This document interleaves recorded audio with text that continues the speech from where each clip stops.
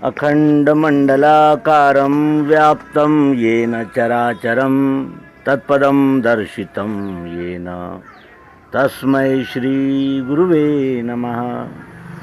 अज्ञानान्धस्य लोकस्य ज्ञानाञ्जनशलाकया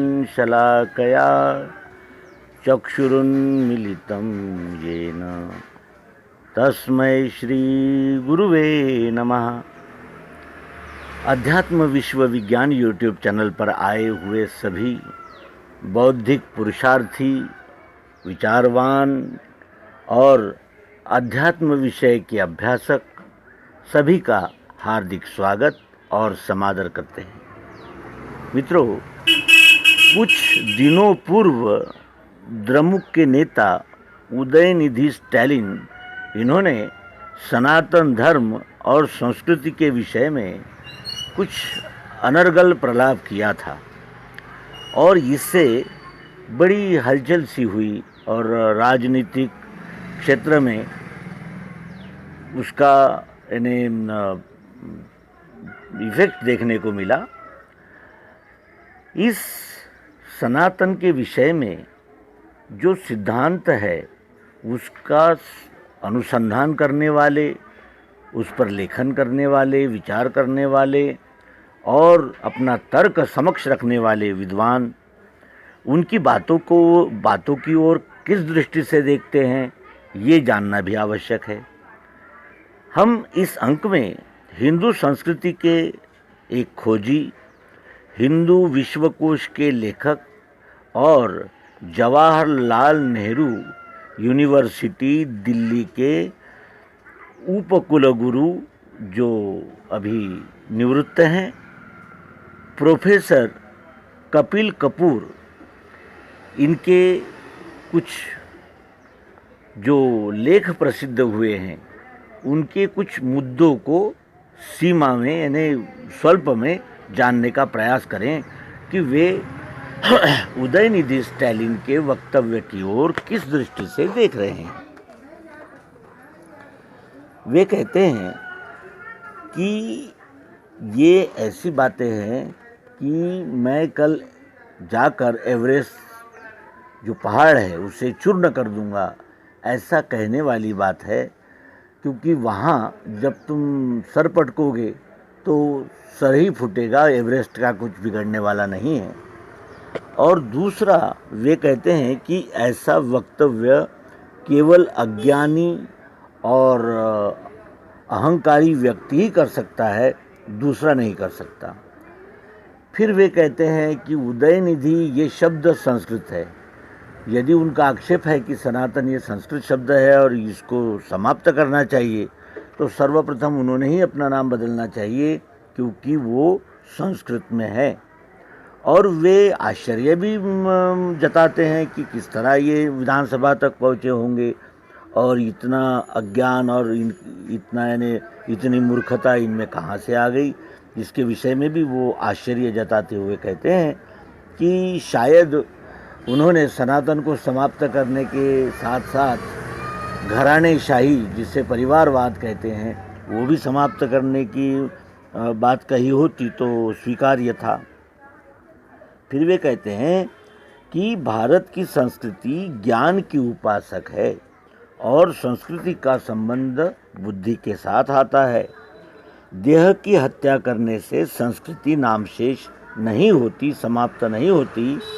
और 1986 का एक उदाहरण वो देते हैं कि चीन में सांस्कृतिक क्रांति हुई, महान वैचारिक श्री कन्फ्यूशियस, इनकी सभी किताबें जला दी गई, लेकिन क्या उनके विचार समाप्त कर सके?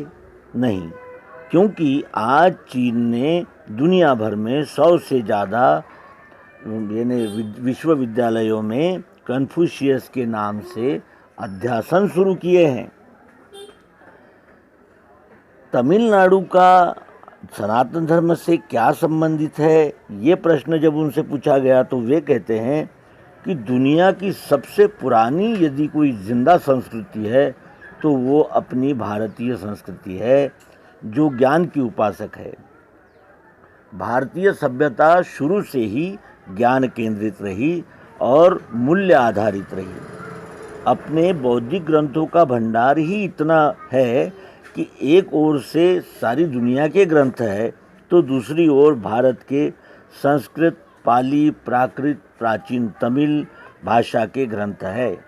और ये सनातन संस्कृति के जो जड़ है वो संपूर्ण देश में मिलती है और संपूर्ण भक्ति यानी मूवमेंट का ये आधार उभय स्थान तमिलनाडु है, यहीं से इसका उदय हुआ है। पुरानी तमिल भाषा के जो ग्रंथ है उसमें इस सनातन संस्कृति के विषय में विस्तार से समझाया गया है और उसके जो तमिलनाडु में मिलने वाले जो मंदिर आदि जो पुरातत्व के साधन मिलते हैं उसमें भी इस सनातन संस्कृति के विषय में मार्गदर्शन उपलब्ध होता है। एक पहचान होती है कि किस तरह ये सनातन का यानी स्वरूप रहा है और वो तमिलनाडु की जनता जानती है। फिर वे कहते हैं कि ये सनातन संस्कृति केवल अवतारों तक या महान लोगों तक ही नहीं है, तो ये एक पंचांग लिखने वाले पुरोहित तक और ये संत महात्मा आदि इसकी जड़ें इतनी व्यापक है, हर भाषा में है और पूरे हिंदुस्तान में है। केवल उस पर एक आच्छादन आ गया और वो आच्छादन जल्द ही समाप्त होगा क्योंकि वेदों का अभ्यास बदल रहा है और वेदों का अभ्यास जो बढ़ रहा है उससे भी काफ़ी क्रांति आ रही है। अब महात्मा बुद्ध भी एक उदाहरण के लिए लिया जा सकता है। वो संस्कृत में नहीं बोलते थे, वो पाली इस लोकप्रिय भाषा में बात करते थे। वहाँ की स्थानीय भाषा जो है वो पाली थी। वे पाली में संवाद करते थे और पाली का अर्थ होता है पल्ली और पल्ली का अर्थ होता है बाज़ार और गांव की भाषा। और उसके बाद पाली में बौद्धिक ग्रंथ भी लिखे गए। फिर उसके अनंतर जैन ऋषि जब अनुसंधानरत हुए तो उन्होंने पाली भाषा का समावेश धर्मग्रंथों में भी किया और धीरे धीरे भाषा का स्तर आज जो दिख रहा है प्राकृत वो बन गया। भाषा बदलती रही लेकिन सभी भाषाओं में जो ज्ञान का स्रोत था, जो ज्ञान का प्रवाह था, वो वैसा ही रहा। 11वें शतक में संस्कृत का पठन पाठन और जो कार्यकलाप थे उन पर बंदी लाई गई। अनेक स्थानों पर ग्रंथालयों को जला दिया गया। वाल्मीकि रामायण का सबसे पहले भाषांतर तमिल में हुआ और ये जो चोल साम्राज्य के प्रतीक सेंगोल आदि है जिसका अभी नए संसद में स्थापना की गई, वो चोल साम्राज्य से संबंधित चालुक्य, चेरा, पांड्या साम्राज्य तक और देश के और धर्म के रक्षण करने वाली शक्तिशाली साम्राज्य भी इसी देश में रही है जो चोल साम्राज्य से संबंधित रही है और वो तमिलनाडु में ही रही है। इस प्रकार तमिलनाडु जो है वो सनातन सिद्धांत के ज्ञान विज्ञान की खान है। और इस जब उन्हें पूछा गया कि सनातन धर्म के प्रारंभ से ही इसके विरोधक उपस्थित थे क्या, तो उन्होंने कहा कि बौद्ध और जैन धर्म को संप्रदाय को हम नास्तिक कहते हैं। अपने देश में आस्तिक और नास्तिक ये ईश्वर पर निर्भर नहीं है। यहाँ आस्तिक अर्थात वेदों को प्रामाण्य मानने वाला और नास्तिक अर्थात वेद प्रामाण्य न मानने वाला है। महात्मा गौतम बुद्ध के संपूर्ण साहित्य को अगर हम पढ़ते हैं तो वे कहीं भी ब्राह्मण के विरुद्ध कुछ भी नहीं कहते, सनातन संस्कृति के विरुद्ध भी कुछ भी नहीं कहते। उन्होंने आत्मा है क्या ऐसा जब उनसे पूछा गया तो वे मौन रह गए, वो चुप हो गए। उन्होंने इनकार नहीं किया है, वे केवल चुप हो गए, क्योंकि आत्मा निराकार है। उसको देखने की जो सद्गुरु प्रदत्त युक्ति है वो उसी से दिव्य चक्षु प्राप्त होते हैं, और हमारी दृष्टि जब दिव्य होती है तभी उस दिव्य परमात्मा के दर्शन होते हैं। और इस प्रकार ईश्वर है क्या या नहीं, इस पर ही यानी चर्चा होती है। और जो मौन में है वो ज्ञानी है, वो मौन रह जाते हैं, क्योंकि उसकी क्या व्याख्या करेंगे, क्योंकि वो यानी कितनी उसकी व्याख्या करेंगे, क्योंकि वो असीमित है, अनिर्वाच्य है, सत्य अनिर्वाच्य है। लेकिन वो सद्गुरु युक्ति जब तक प्राप्त नहीं होती तब तक इसका खुलासा नहीं होता।